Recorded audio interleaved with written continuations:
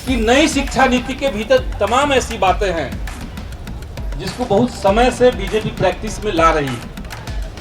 वो चाहे FYUP हो, वो चाहे CBCS हो, इन सब के खिलाफ दिल्ली की सड़कों पर बहुत बड़े आंदोलन हुए हैं और फिर से दोबारा पैकेजिंग करके उन्हीं हम लोग को हमारे सामने लाया जा रहा है। कहा जा रहा है कि धड़ल्ले से स्कूलों और कॉलेजों को बंद किया जाए। हम तो ऐसे राज्य से आ रहे हैं जहां पे सरकारी आंकड़ा कहता है कि 1 लाख की आबादी पे हमारे यहाँ 27 राष्ट्रीय स्तर पर 27 कॉलेज हैं, लेकिन बिहार के अंदर 1 लाख की आबादी पे सिर्फ 6 कॉलेज हैं। देश के तमाम राज्यों से आए हुए छात्र नौजवान साथियों, मंच पर उपस्थित तमाम स्पीकर्स, मैं आप सबको छात्र संगठन आइसा की राष्ट्रीय काउंसिल की तरफ से धन्यवाद करता हूं, आपका क्रांतिकारी लाल सलाम पेश करता हूं। नई शिक्षा नीति 2020 कब से आई ये एक चर्चा की बात है, लेकिन लंबे समय से छात्र आंदोलन नई शिक्षा नीति के बारे में जोगीरा के माध्यम से इसको प्रस्तुत करता रहा है कि नई शिक्षा नीति का नया बना कानून, मंत्री जी का बेटा पढ़ने जाए देहरादून कि बाकी लोग चरावे भैंस। और कानून का ड्राफ्ट भले 2020 में तैयार हुआ, लेकिन 2014 में जब से मोदी सरकार सत्ता में आई, हम सब ने अलग अलग कैंपसों में ये महसूस किया था कि लगातार सरकार की नीतियां शिक्षा को और शैक्षणिक संस्थान को खत्म करने के लिए, कमजोर करने के लिए इतनी हमलावर थी और वो इतनी गैर कानूनी दिखने लगी कि सरकार को लगा कि उन्हीं हमलों को समेट करके एक कानून का नाम दे दिया जाए और वही नई शिक्षा नीति हमारे सामने आ जाए। 2016 का वो समय याद कीजिए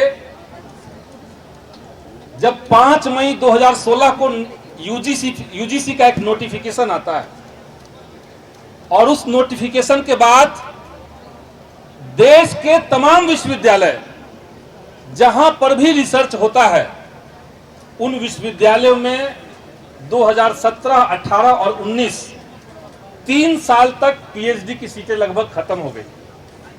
86% का सीट कटौती उसको हम लोगों ने देखा और देश के लाखों ऐसे छात्र जिन लोगों ने अपनी मास्टर्स की पढ़ाई उस समय में पूरी की थी, उनके लिए कहीं किसी विश्वविद्यालय में कोई सीट तक नहीं बची हुई थी।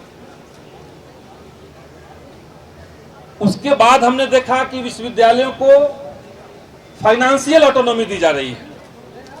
कहने का मतलब है कि नई शिक्षा नीति के भीतर तमाम ऐसी बातें हैं जिसको बहुत समय से बीजेपी प्रैक्टिस में ला रही है। वो चाहे FYUP हो, वो चाहे CBCS हो, इन सब के खिलाफ दिल्ली की सड़कों पर बहुत बड़े आंदोलन हुए हैं और फिर से दोबारा पैकेजिंग करके उन्हीं हम लोग को हमारे सामने लाया जा रहा है। साथियों, अगर देखा जाए तो नई शिक्षा नीति की भूमिका आज से 20-22 साल पहले जब अटल बिहारी वाजपेयी देश के प्रधानमंत्री थे, उसी समय रखने की कोशिश की गई थी। सन 2000 में उस समय की भाजपा सरकार ने तय किया कि हमें शिक्षा में कुछ बदलाव करना है और इसके लिए कमेटी बनाई गई और कमेटी के नाम में कोई लुका छिपी नहीं किया गया। सीधे सीधे उद्देश्य को देखते हुए कमेटी का नाम रखा गया अंबानी बिरला कमेटी।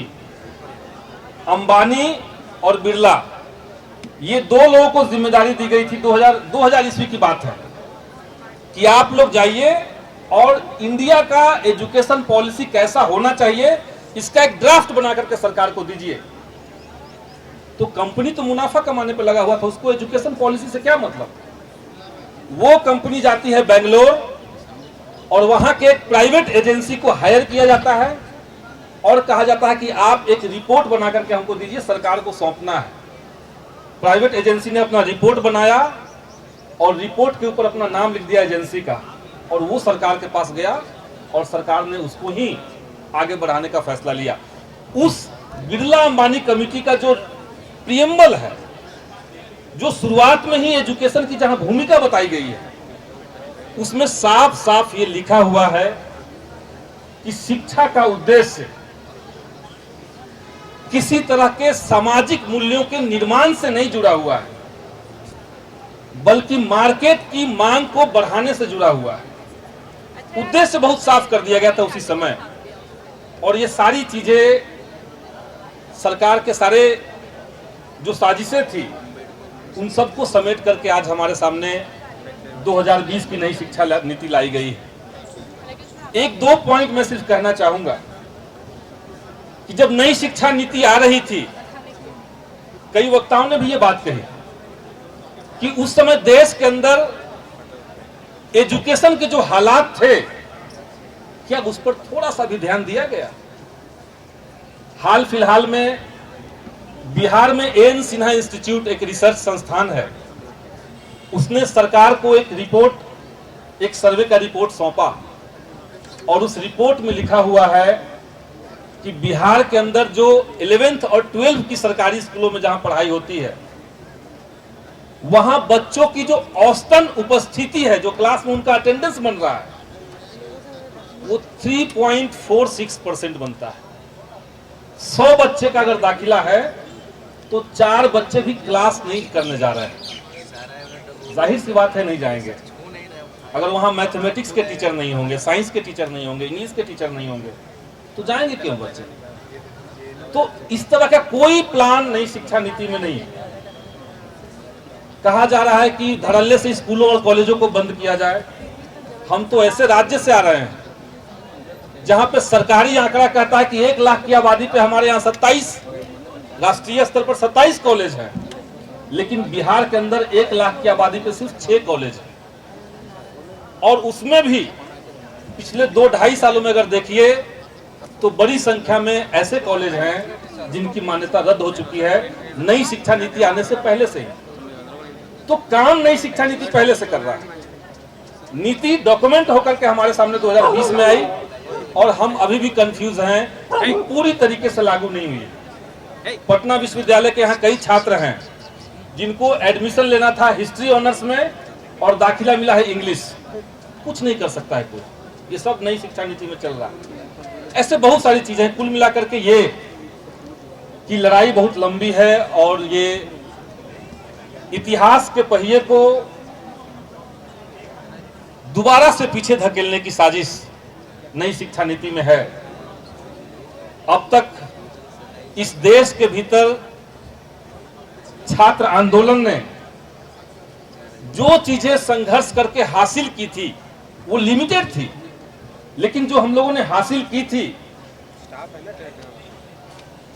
शैक्षणिक संस्थानों का जिस तरीके से एक हद तक लोकतांत्रिकरण हुआ, उन तमाम चीजों को अंडू करके दोबारा से मध्य युग की तरफ हमारे समाज को, हमारे देश को ले जाने की साजिश है। और इसलिए आईसा ने यह तय किया है कि हमें हर हाल में नई शिक्षा नीति के खिलाफ एक लोकप्रिय आंदोलन, एक जुझारू आंदोलन और एक मुसलसल चलने वाला संघर्ष हम लोग चलाएंगे। आज यहाँ पे अभियान का कोई कल्मिनेशन नहीं है।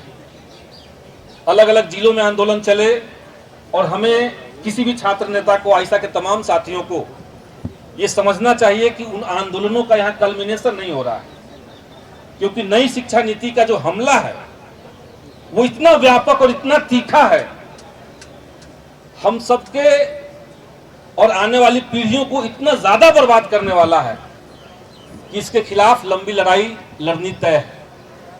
और इसीलिए यहां से जाने के बाद हम यही चाहेंगे कि अलग अलग गांवों में, कस्बाई इलाकों में लोगों के साथ नुक्कड़ सभा किया जाए, बैठक किया जाए, देश भर में एक बड़ा प्लान इस तरह का करके इस अभियान को और ज्यादा आगे बढ़ाया जाए, और ज्यादा धारदार बनाया जाए।